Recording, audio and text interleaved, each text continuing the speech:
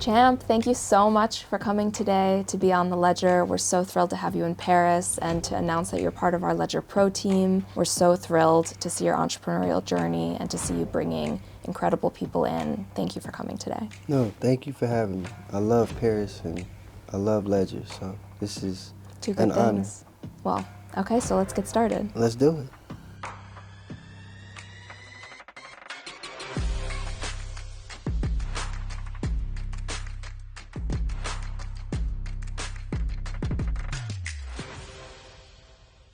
So you're here, it's Paris Blockchain Week. There's a lot going on in the space. I would say what's really interesting about these moments is even though the market sometimes is down, when we have these events, it really showcases how committed people still are to the work and to the purpose of, blockchain technology.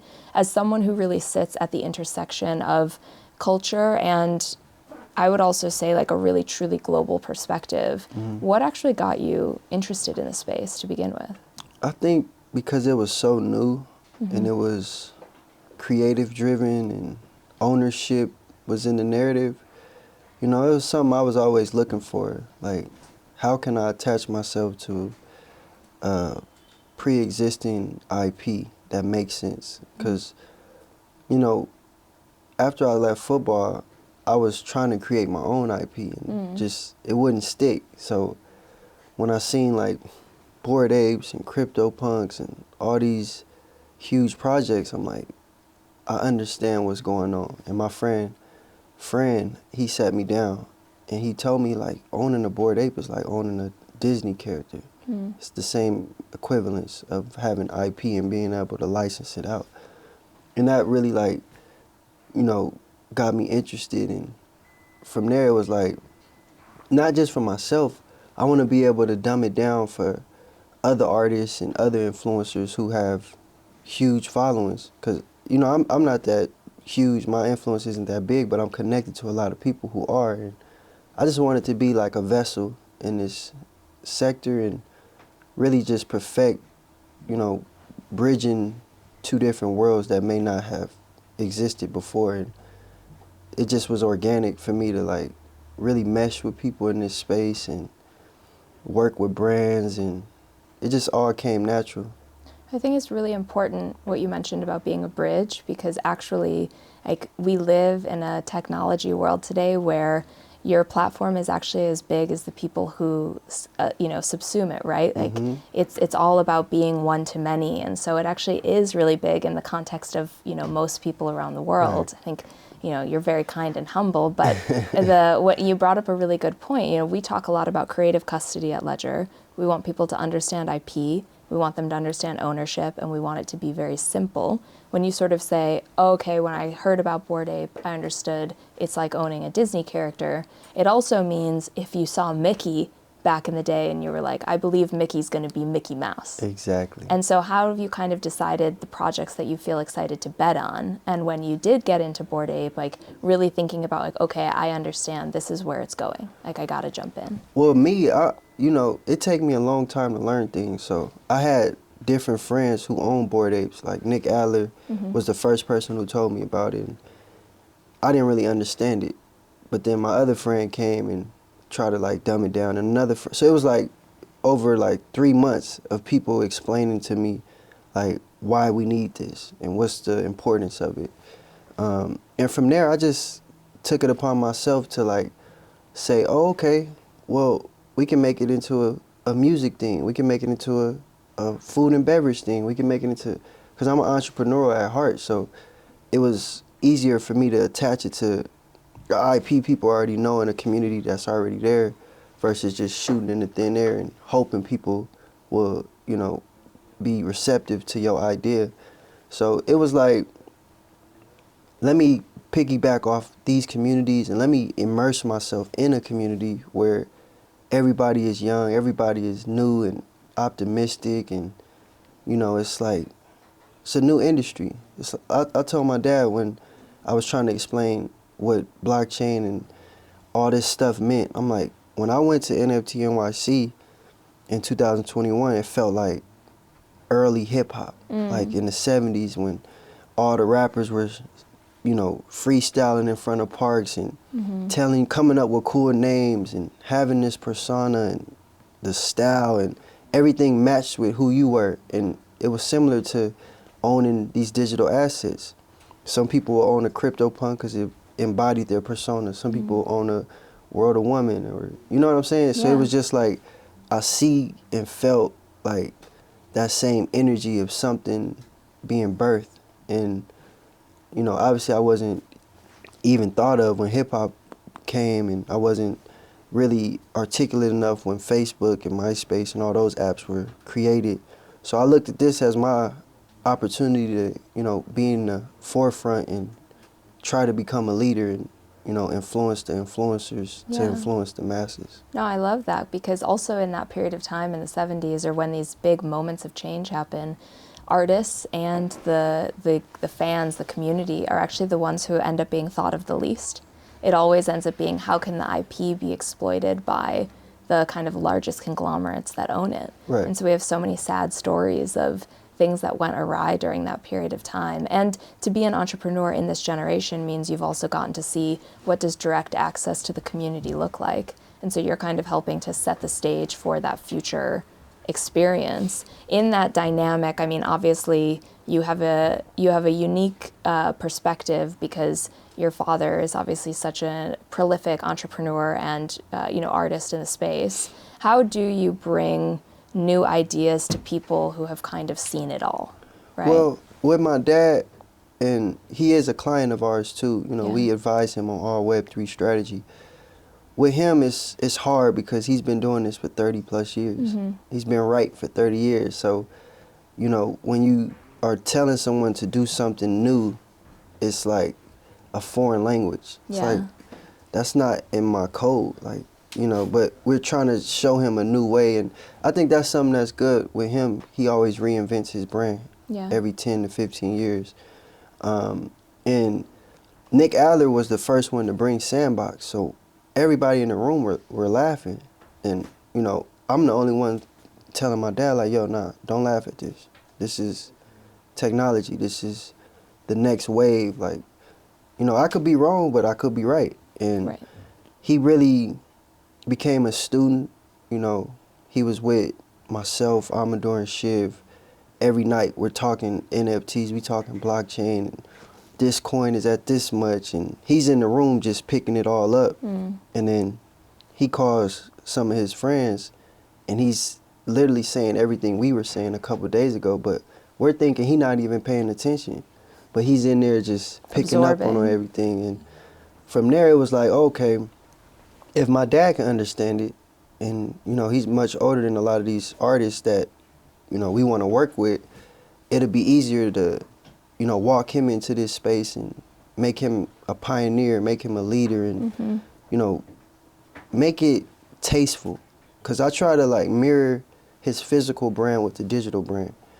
When you see him on commercials, you hear him on the radio station, it's all different genres and different wavelengths. And I wanted to do the same over here because it's digital, it's no cap. And, you know, not in a way of exploiting it and taking advantage, but just, you know, touching everybody. Because at a point we were only doing stuff with Ethereum.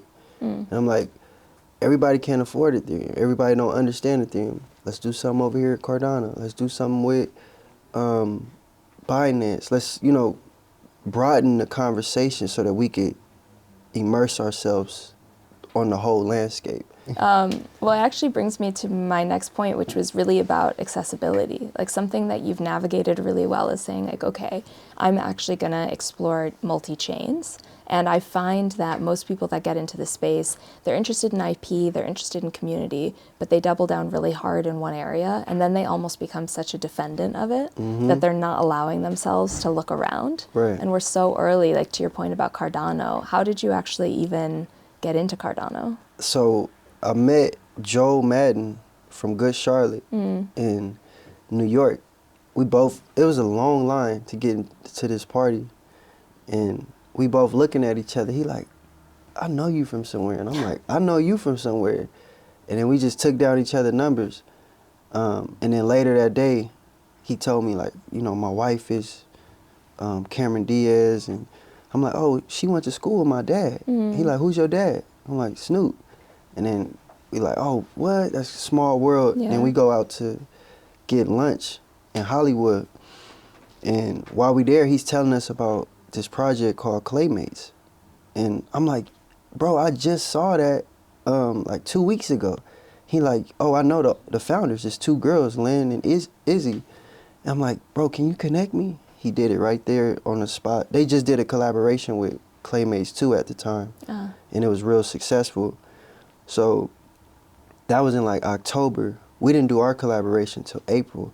But, you know, me just being on the grounds and ripping and running through the streets, I was able to like connect with people on a genuine note versus, oh, meet Snoop's son, he's trying to do this. Nah, like I met you in a real place at a real time. So it was more like genuine. So I feel like Joe was real like open, and he saw how eager I was to like immerse myself, not just Ethereum blockchain, but all blockchains. And one thing I was telling Nick, because at the time, we were only doing like collaborations with Cody, and that NFT sold for like $800,000 and owning a CryptoPunk. And I'm like, people can't really relate to that. Yeah, it's too big. It's cool, but we got to do something for the average user, the average creator. And that's when I was like, let's do something at a lower price for everyone to consume and be a part of. And, you know, it was a lot of people saying, nah, we shouldn't do that. It's going to mess up the brand. I'm like, no, the Snoop Dogg brand is high, medium, low, baby, whatever. Like, it's all walks of life, and it could be that digitally as well. You're bringing up a good point, though, because an individual in creating a brand, like there is no separation between the individual and the capacity of the brand to grow. And if you have that high kind of like level aspiration, it actually means you can be as accessible as possible. It's just people don't usually understand how to translate that, which is why I love to hear what you're saying, because it's so true. Like when I spotted Claymates, which by the way, I was a fan for so long. So when back in December, we all got to meet, I was like, this is amazing. I was like, this is OG Celebrity Deathmatch. Yes. Like fingerprints on the clay. This is so cool. Chicken Run. Yes, Chicken Run. Oh my God. Yeah, Wallace and Gromit. Like it's like the best way to actually get in. And you know there's so much care in the work.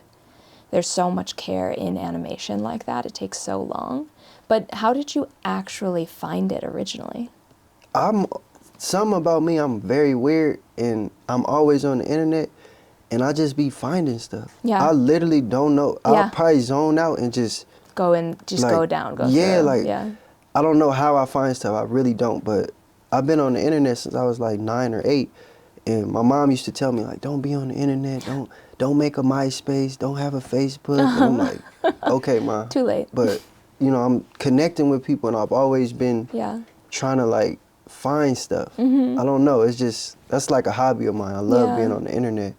And when I saw it, I'm like, because my dad, one of his favorite cartoons was Gumpy. Oh. And he would always tell me about the claymation era and all that stuff. So when I saw it, I'm like, oh, I'm going to have him do a collaboration with them, and we're going to do the Doggy Style theme. So at first we were doing all Doggy Style Death Row stuff. Yeah. But then he did a deal with Gala, and Gala didn't want us to release any of it. Okay. So we had to change that. That's why it took like 5 months to get the deal executed. But throughout the whole process, while I'm working with Lynn, I don't care what time I call her. And I'm in LA, she in London. Yeah. So the time zones are all off. Anytime I call her, wherever she at, she's picking up, she's updating me, and I'm like, I'm not a founder. I don't want to start a project.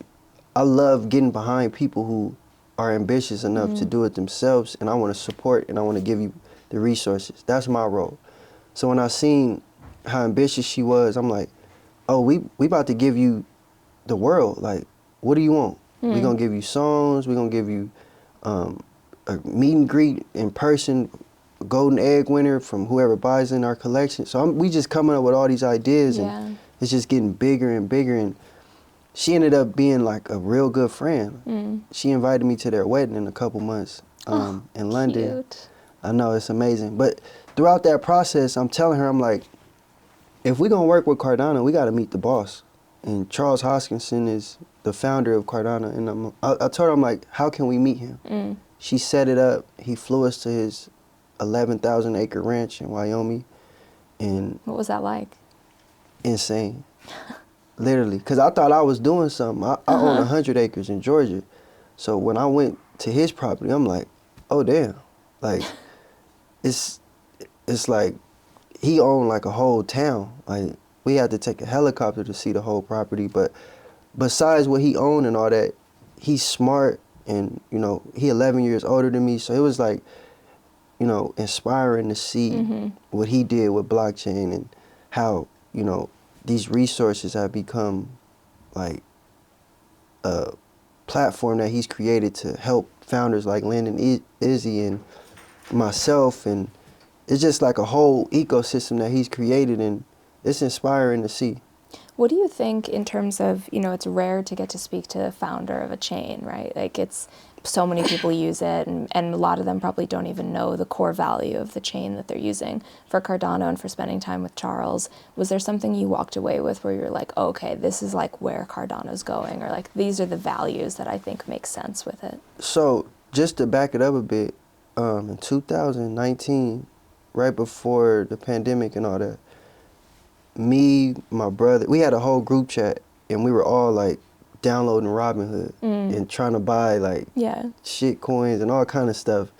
And when I found Cardano, I'm like, oh, they're using this in Africa for medical reports to send it on the chain so nobody can steal it and stuff.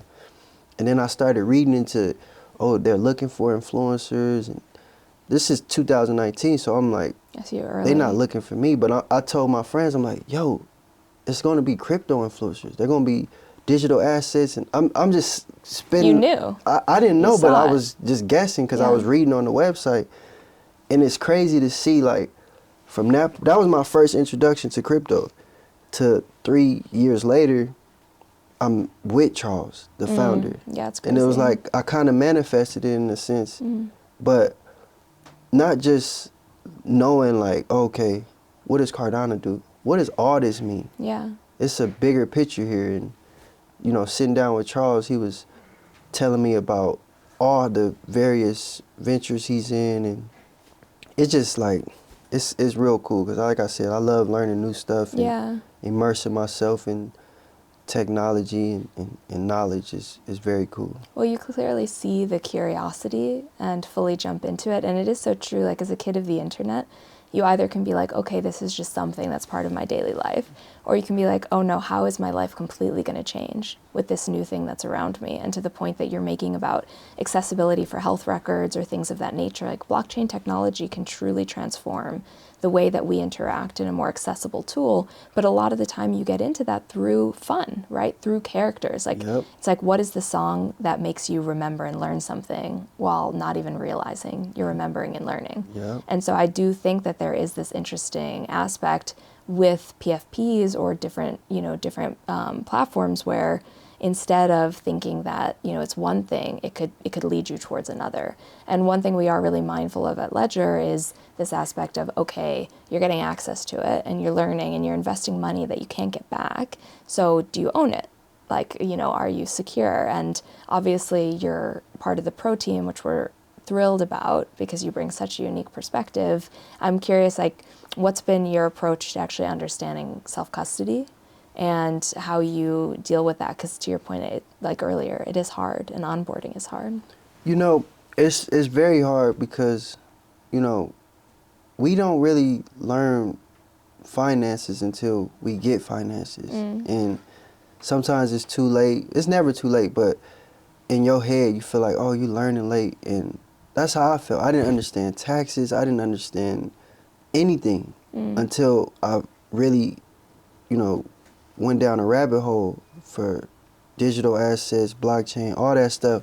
It broadened my mind to say, okay, I need to make sure when I'm spending money on my business, it's a write-off. I need to make, just because seeing everything on the blockchain, it's organized. And you can see it in real time. And it just like gave me a different perspective. And obviously when you have finances, you want to make sure you protect those. Yeah. And that's why I feel like Ledger is so essential. You guys have had 0 hacks. It's a very trusted brand. And, you know, a lot of people who get hacked have ledgers, but they don't use them. Yeah, they don't know how. You know what I mean? Yeah. So it's like, I want to be able to show people like, yeah, you know, it's cool to use this.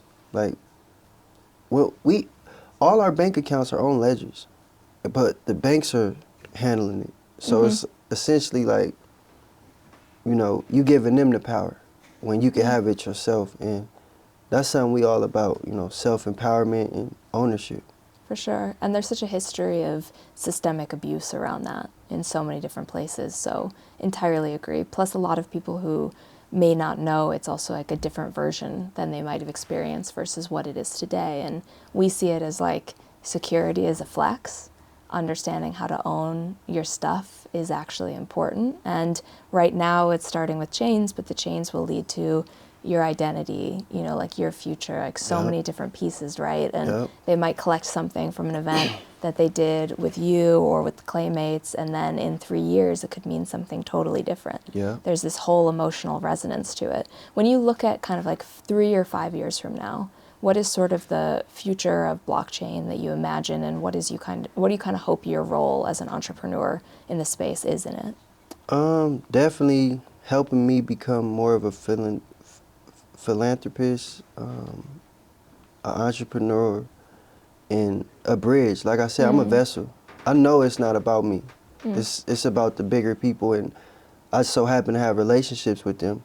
You know, I want to help push them into this direction of new technology, because if you guys have had 0 hacks and musicians are getting hacked every month, there's obviously not a bridge there. And not just music, but all genres. But I'm very tied into music, obviously through my family and whatnot. So that's like the low-hanging fruit for me, is how do we help make sure that music is looked at as crypto or a digital asset at that same level of there has to be security. You have to take the approach of securing that asset, because when you see like your artist making so many songs and then it gets hacked, it's a big slap in the face. For sure. And sometimes it's taking money out of their pockets, and you know, that's something it's close to my heart, because I've seen my dad make many songs, and I've seen hard drives get taken. I've seen music get leaked, and it's like there's a solution, but we just gotta all get on one page of alignment, and that's something I do want to help, you know, moving forward in the next 3 to 5 years, is putting music on the blockchain, on a ledger, and just really securing that asset. Well, I love what you're saying, because you're talking about bringing creative custody to life by saying, no, there's crypto and there are things that you're making as an artist, but they're actually one and the same, because it's all about IP.